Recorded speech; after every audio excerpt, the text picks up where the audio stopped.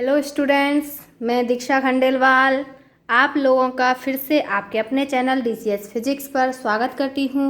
Last मैंने आप लोगों के लिए lesson number 12 poem the noble nature करवाई थी। नोबल नेचर की एक्सप्लेन किया था। आई होप आप लोगों को बहुत अच्छे से समझ में आया होगा। आप लोगों का रेस्पॉन्स भी बहुत अच्छा देखने को मिला है इस पोएम पर भी। अब बच्चों के डिमांड पर मैं इसके क्वेश्चन आंसर लेकर आई हूँ। क्वेश्चन आंसर बहुत ज़रूरी होते हैं। क्वेश्चन आंसर पूछे जाते हैं और एक्सप्लेनेशन पूछी जाती है। क्वेश्चन आंसर को अब आप समझते जाओगे और उसे अपनी नोटबुक में राइट डाउन करते जाओगे। इसका पहला क्वेश्चन है, what symbols does Ben Jonson draw from nature. What symbols does Ben Jonson draw from nature. What क्या सिंबल्स प्रतीक डज लिए हैं Ben Jonson's draw from nature, nature से प्रकृति से। मतलब बेन जॉनसन ने प्रकृति से कौन कौन से सिंबल्स लिए हैं और उनका यहाँ पर चित्रण किया है। इसमें पोएम में हमने तुम्हें पढ़ाया था कि एक तो लिली और एक ऑक। इस क्वेश्चन को पढ़ते ही हमारे दिमाग में आएगा कि एक तो लिली का लिया था, एक ऑक का लिया था। उसे लिखेंगे कैसे, उसे समझो। इसका आंसर है अब आप लोगों के सामने, द पोएट ड्रॉज। पोएट कवि ने चित्रण किया है टू सिंबल्स। कितने सिंबल्स का? टू, दो का। फ्रॉम द नेचर, नेचर से। वन इज ऑक, पहला कौन सा था? ऑक, ऑक का पेड़। ऑक tree that big in size and it stands for a long period of 300 years. जो ऑक ट्री है, पेड़ है, दैट बिग इन साइज, वो बहुत बड़ा है साइज में, आकार में।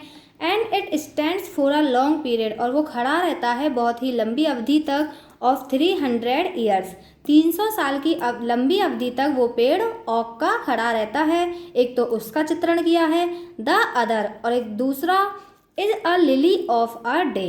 एक लिली के फ्लावर का, लिली का चित्रण किया है। ऑफ अ डे, जो कि एक दिन का है, एक दिन का ही होता है। That is small in size, और वो साइज में भी छोटा है।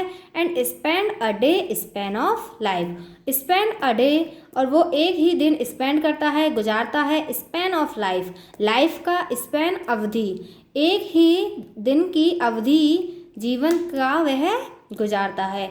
इसका मतलब पोएट ने यहाँ पर दो का चित्रण किया है, एक तो ऑक ट्री का, एक लिली का। ऑक ट्री जो कि 300 साल तक रहता है और वो साइज़ में भी बड़ा है, और जो लिली है वो साइज़ में छोटा है और वो एक दिन की अवधि तक ही रहता है। ये यहाँ पर फर्स्ट क्वेश्चन का आंसर है। इसको लिखना और अच्छे से समझ में आया होगा। अब यहाँ पर सेकंड क्वेश्चन पूछा है, mention the qualities of an oak. Oak जो पेड़ है उसकी क्वालिटीज़ को मेंशन कीजिए, बताइए। अब सेकंड का आंसर, द ऑक हैज़ द फॉलोइंग क्वालिटीज़।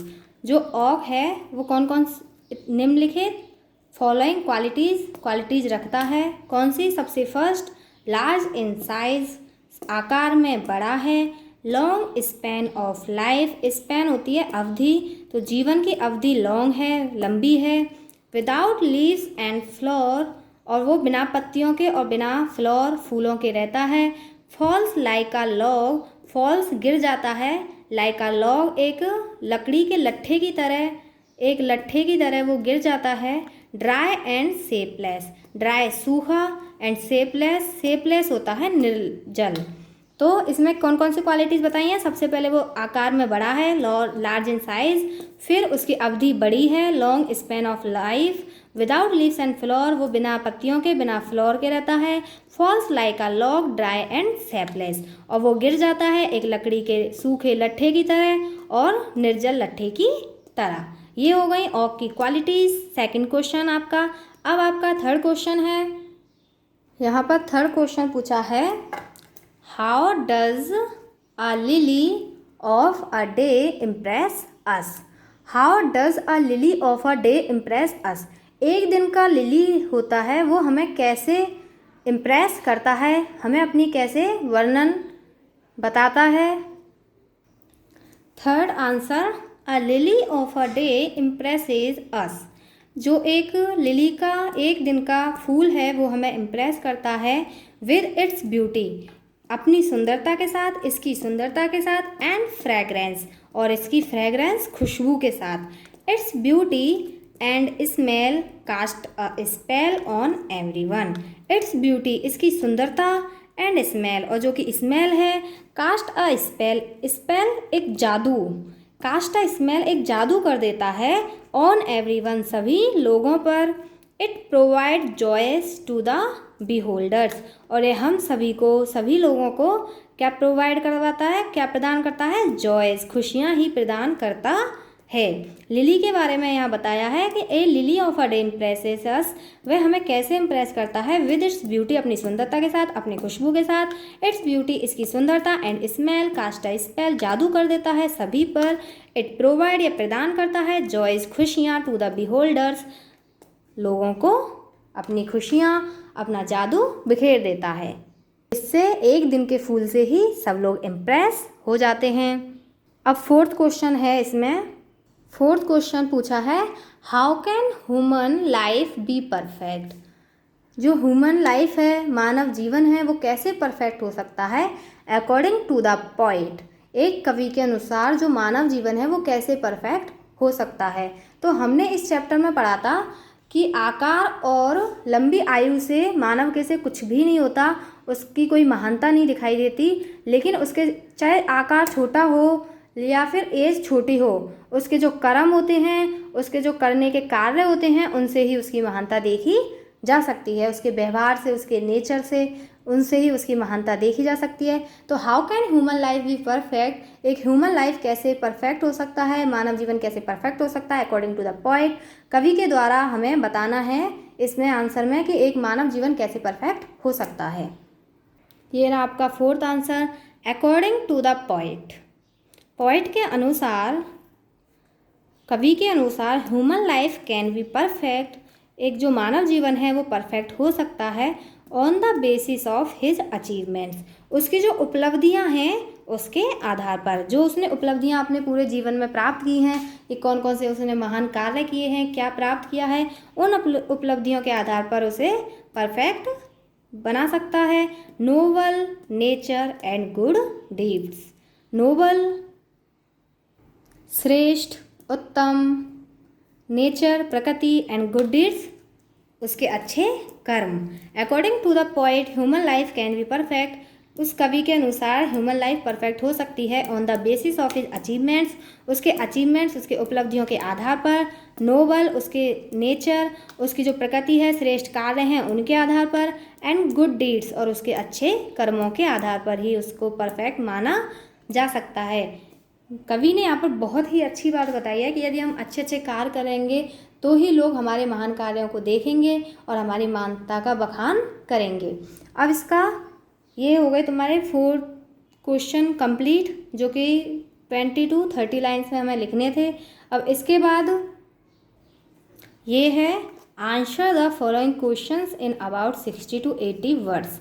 अब 60 to 80 वर्ड्स में लॉन्ग क्वेश्चंस हैं, जो कि आपके पास 2 क्वेश्चन हैं। How does the poet juxtapose two objects of nature with human life, and second discuss the theme of the poem। तो सबसे पहले हम डिस्कस करेंगे फर्स्ट क्वेश्चंस को। How does the poet juxtapose two objects of nature with human life। juxtapose होता है मुकाबला करना। हाउ डज द पोएट, कवि ने कैसे juxtapose मुकाबला किया है, टू ऑब्जेक्ट्स ऑफ नेचर, जो कि नेचर के जो 2 ऑब्जेक्ट्स थे, उसने ऑक और लिली को लिया था, उनका विद ह्यूमन लाइफ, मानव के जीवन से। जो उसने प्रकृति से कवि ने 2 ऑब्जेक्ट्स लिए थे, ऑक एंड लिली, उनका मुकाबला मानव जीवन से किस प्रकार किया है, ये हमें आपको इस आंसर में बताना है। इसका आंसर ये रहा आपके लोगों के सामने। इन द पोएम, इस पोएम में, इस कविता में, द नोबल नेचर, कौन सी कविता है, the noble nature, the poet Ben Jonson wants to, जो पोएट है बेन जॉनसन, ये सब तुम्हें लिखना पड़ेगा आंसर में जब क्वेश्चन तुम्हारे एग्जाम पेपर में आएगा। तो the poet Ben Jonson wants चाहता है, टू पास अ मैसेज, हम लोगों को एक मैसेज देना, about the greatness of human life, किसके बारे में, एक मानव जीवन की ग्रेटनेस के बारे में, ग्रेटनेस बहुत अच्छी महानता के बारे में। मैंस लाइफ, जो व्यक्ति का जीवन है, इज़ मेजर्ड, वो मापा जाता है, नॉट इन ईयर्स, वर्षों में नहीं, but on the basis of the, लेकिन किस पर मापा जाता है, के आधार पर, Nobel nature and good deeds. मैंने लास्ट क्वेश्चन में भी तुम लोगों को बताया था कि किसके आधार पर नापते हैं हम, नोबल नेचर, प्रकृति के श्रेष्ठ उत्तम, उसका स्वभाव, उसके व्यवहार पर, एंड गुड डीड्स, और उसके अच्छे कर्मों पर। यहाँ पोइट ने बोला है कि men's life is measured not in years, जो मैन आदमी का जीवन है वो सालों में मापा नहीं जा सकता, but on the basis of the noble nature and good deeds, बल्कि उसके अच्छे कार्यों पर, उसके व्यवहार पर और उसके अच्छे कर्मों पर ही, के आधार पर ही उसको मापा जा सकता है। Short life with good deeds, छोटा जीवन विद गुड डीड्स, अच्छे कर्मों के साथ, and Nobel nature spread happiness, और उसका जो श्रेष्ठ उत्तम व्यवहार है, स्वभाव है, स्प्रेड फैलाता है, हैप्पीनेस बहुत सारी खुशियाँ, एंड जॉय और खुशियाँ, मुस्कुराहट, लाइक अ लिली, एक लिली के फ्लोर की तरह। द पोइट टेल्स, और पोइट हमें बताता है, that meaningful short life is better than meaningless long life that of an oak. और पोइट हमें ये बताता है कि the poet tells that meaningful short life is better than that meaningful short life, कि जो meaningful भरा हुआ, अर्थ से परिपूर्ण जो शॉर्ट जीवन है, छोटा जीवन है, वो भी बेहतर होता है, इज़ बेटर, बेहतर होता है, देन के बजाय, मीनिंगलेस लॉन्ग लाइफ, अर्थहीन बड़े जीवन के, दैट ऑफ एन ऑक, जैसा कि एक ऑक ट्री का था। यहाँ पर कवि ने बताया है कि in the poem the noble nature the poet Ben Jonson wants to pass a message about the greatness of human life. जो पोइट है उसने इस कविता में, द नोबल नेचर में, जो बेन जॉनसन है उन्होंने बताया है, वो चाहते हैं हमें एक मैसेज प्रदान करना ह्यूमन लाइफ, मानव जीवन की महानता के बारे में। मैंस लाइफ इज़ मेजर्ड, जो मानव का जीवन है वो नहीं मापा जाता इन ईयर्स, वर्षों में, but on the basis of the noble nature and good deeds, बल्कि उसके स्वभाव, उसके व्यवहार और अच्छे कर्मों के आधार पर उसे मापा जाता है।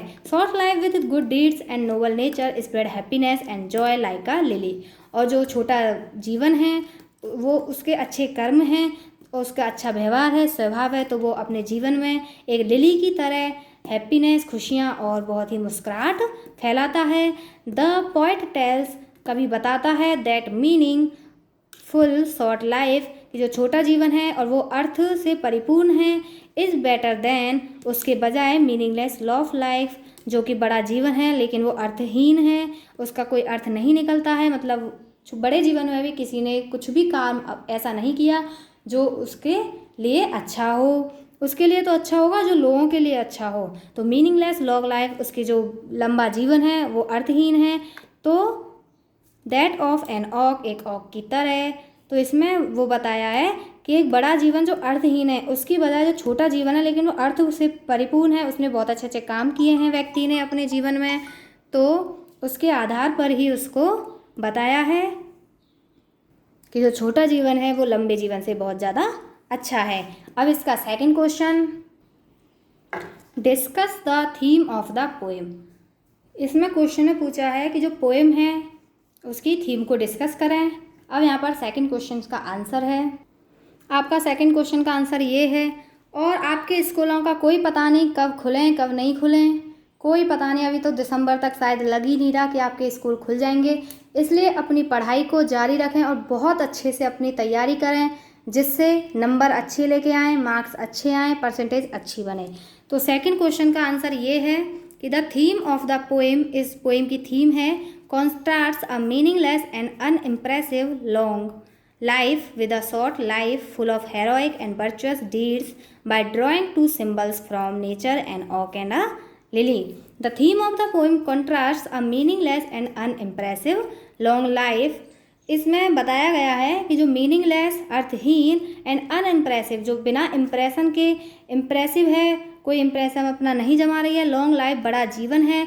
विद अ शॉर्ट लाइफ बड़े जीवन से जो कि अर्थहीन है और कोई भी इम्प्रेसिव नहीं है, किसी पर भी अपना इम्प्रेस नहीं जोड़ रही है। विद अ शॉर्ट लाइफ उसके साथ अपना जो एक छोटा जीवन है। फुल ऑफ हेरोइक जो कि हेरोइक वीरता भरा है। एंड वर्चुअस धार्मिक डीड्स धार्मिक कार्य करता है। बाय ड्राइंग टू सिम्बल्स जो कि दो प्रतीकों के द्वारा बताया गया है, ड्रॉ किया गया है। फ्रॉम नेचर जो कि प्रकृति से लिए गए हैं। एन ऑक एक ऑक और एंड अ लिली जो कि एक लिली है। कवि ने यहाँ पर बताया है कि जो लंबा जीवन है वो अर्थहीन है और अनइम्प्रेसिव है, उसके साथ उसकी तुलना की है एक जो छोटा जीवन है जो कि फुल ऑफ हेरोइक एक वीर रस से वीरता से भरा हुआ है। एंड वर्चुअस और धार्मिक कार्यों से भरा हुआ है। और वो किसके द्वारा बताए हैं, किन दो सिंबल्स के द्वारा बताए हैं, टू सिंबल्स फ्रॉम नेचर जो कि प्रकृति से दो सिंबल्स लिए गए हैं। एन ऑक एंड अ लिली एक ऑक के द्वारा और एक लिली के द्वारा उस सब चीज़ों को बताया गया है। क्योंकि ऑक का जो पेड़ है वो तो लंबा होता है, उसकी दीर्घ आयु होती है, लेकिन वो कुछ भी काम का नहीं है। एंड अ लिली और जो कि लिली का फ्लोर है वो छोटा सा होता है और प्रकाश ऑफ लाइट बोला जाता है जिसे, और जो कि एक ही दिन जीवित रहता है लेकिन फिर भी वो खुशियाँ प्रदान करता है। His achievements and noble deeds love permanent leave permanent impression for a long time. His achievements जो कि जो इंसान है चाहे उसका छोटा जीवन है लेकिन उसकी जो उपलब्धियां हैं वो, एंड अ नोबल डीड्स और जो उसके स्वभाव है उसका नेचर है और उसके अच्छे कर्म हैं। लीव परमानेंट छोड़ते हैं, permanent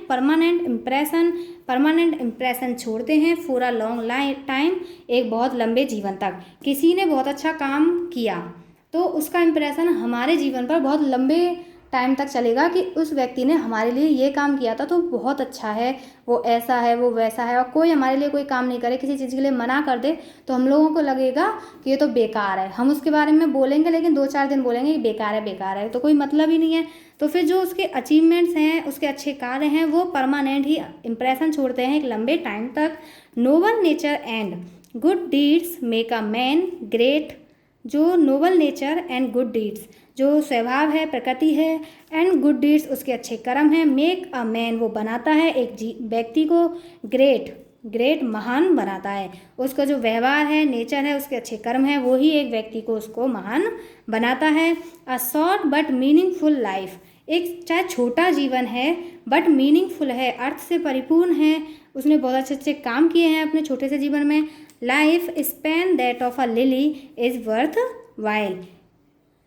span that of a lily, span अवधि एक जो छोटे जीवन की अवधि है लेकिन वो परिपूर्ण है जीवन की अवधि से, अर्थ से परिपूर्ण है।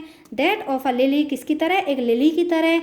इज़ वर्थ वाइल, यहाँ पर वर्थ वाइल एक ही वर्ड है और वर्थ वाइल का मतलब होता है सार्थक, कि जो छोटा जीवन है वो अर्थ से परिपूर्ण है जीवन के से, तो वो जीवन की जो अवधि है वो एक लिली की तरह, एक लिली के फ्लोर की तरह हमारा जीवन एक सार्थक बन जाता है, सार्थक है। यहाँ पर थीम में क्या बताया है पोएट ने पोएम के अंदर कि जो लॉन्ग लाइफ है चाहे जिसकी, और लेकिन अर्थहीन है, अनइम्प्रेसिव है, और जो चाहे शॉर्ट जीवन है जिसमें वीरता भरी हुई है, धार्मिक काम किए हुए हैं, उसका नेचर, उसका व्यवहार लिली की तरह, वो ही उसके अचीवमेंट्स, उसकी उपलब्धियां वो ही परमानेंट इम्प्रेशन छोड़ती हैं लंबे जीवन तक, और जो उसके व्यवहार हैं, अच्छे कर्म हैं, वो ही एक मैन को महान बनाते हैं, व्यक्ति को महान बनाते हैं। A short but meaningful life span that of a lily is worth while एक छोटा जीवन है लेकिन अर्थ परिपूर्ण है, तो वो एक लिली की तरह